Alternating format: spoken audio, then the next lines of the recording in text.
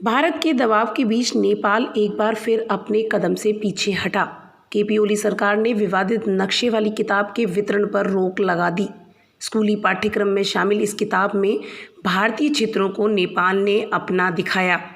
भारत ने नेपाल द्वारा हाल ही में किए गए प्रादेशिक दावों के कृत्रिम विस्तार का किया था विरोध। सेकेंडरी स्कूल के लिए इस रेफरेंस बुक में नेपाल की सीमा की दी गई जानकारी लेकिन गलत। नेपाल के एजुकेशन मिनिस्टर ने की थी किताब रिलीज, खुद ही लिखी थी किताब की प्रस्तावना। नेपाल की लैंड मिनिस्ट्री ने जताई आपत्ति, कहा किताब में है कई तथ्यात्मक गलतियां।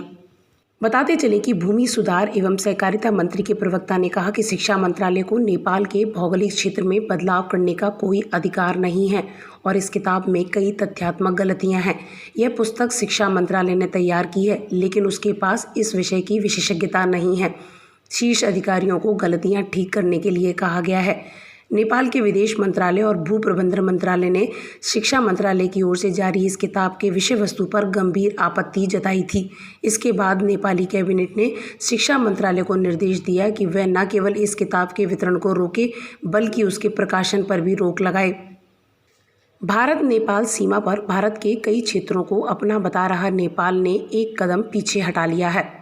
नेपाल सरकार ने उस विवादित किताब के वितरण पर रोक लगा दी है, जिसमें भारत के कई इलाकों को नेपाल का हिस्सा बताया गया है। गौरतलब है कि नेपाल के एजुकेशन मिनिस्टर ने ये किताब रिलीज़ की थी और खुद ही इसकी प्रस्तावना लिखी थी। नेपाल की एजुकेशन मिनिस्ट्री ने कुछ दिन पहले ही इस विवादित किताब को लॉन्च किया था और इसे सेकेंडरी स्कूल के स्टूडेंट्स के लिए रेफरेंस बुक कहा गया था। अब नेपाल कैबिनेट का कहना है कि इस किताब में कई तथ्यात्मक गलतियां हैं और कुछ अनुचित कंटेंट भी है। नेपाल कैबिनेट ने एजुकेशन मिनिस्ट्री से कहा है कि इस किताब के वितरण को रोका जाए और इसकी कोई भी कॉपी प्रिंट न की जाए। नेपाल की लैंड मैनेजमेंट मिनिस्ट्री और फॉरेन मिनिस्ट्री ने इस किताब के कंटेंट पर आपत्ति दर्ज कराई थी। गौरतलब है कि नेपाल के एजुकेशन मिनिस्टर गिरिराज मणि पोखरियाल ने 15 सितंबर को 110 पेज की यह किताब self study material on Nepals territory and border release की थी।